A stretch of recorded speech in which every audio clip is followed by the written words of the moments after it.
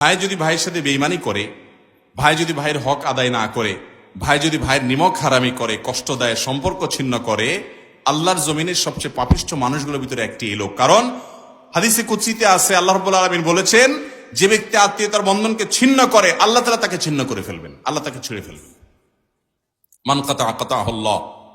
জঘন্য একটা বিষয় ভাইরা। আর আত্মীয়তার সম্পর্কের সবচেয়ে কাছের আত্মীয় হলো বাপমা এবং সন্তান সন্ততির পর সবচেয়ে কাছের আত্মীয় হলো ভাই বোন। বেশিরভাগ এলাকাতে দেখবেন যে ভাই বোনে লাগালাগি, ঠিক না বেঠিক? অন্য সবার সাথে যা তা, ভাই বোনের সাথে অবশ্যই কি আছে, গুতাগুতি। ভাইরা আমার, আপনার ভাই বোন তারা যদি ভুলও করে, আপনি চেষ্টা করবেন আগলে রাখার, সম্পর্ক কখনো যেন ছিন্ন না হয়। আল্লাহ আমাদের সবাইকে সেই তৌফিক দান করুন।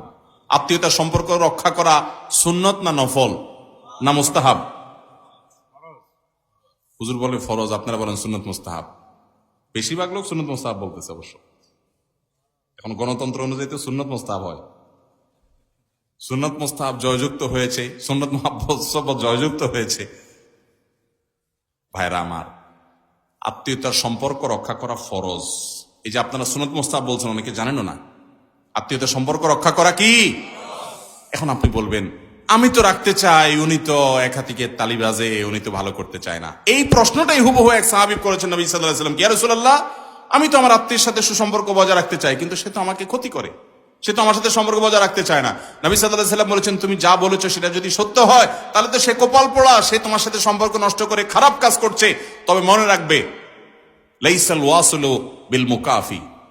আত্মীয় তোমার সাথে ভালো, তুমিও তার সাথে ভালো। সে তোমার ছেলেকে গিফট দিছে, তুমিও গিফট দিছো। সে দাওয়াত দিছে, তুমিও দাওয়াত দিছো। এর নাম আত্মীয়তার সম্পর্ক রক্ষা করা নয়। এটা তো যে কারোর সাথেই করবা তুমি, হাল জাযাউল ইহসান ইহসানের মতো। কিন্তু তোমার আত্মীয় সুবিধার না, তারপরও তুমি তার সাথে ভালো আচরণ করো, এটাই হলো তোমার আত্মীয়তার সম্পর্ক রক্ষা করা। চেষ্টা করবো তো ইনশাআল্লাহ। হ্যাঁ, আপনার আত্মীয় আপনাকে জুলুম করে, অবিচার করে সম্পর্ক রক্ষা করতে গেলে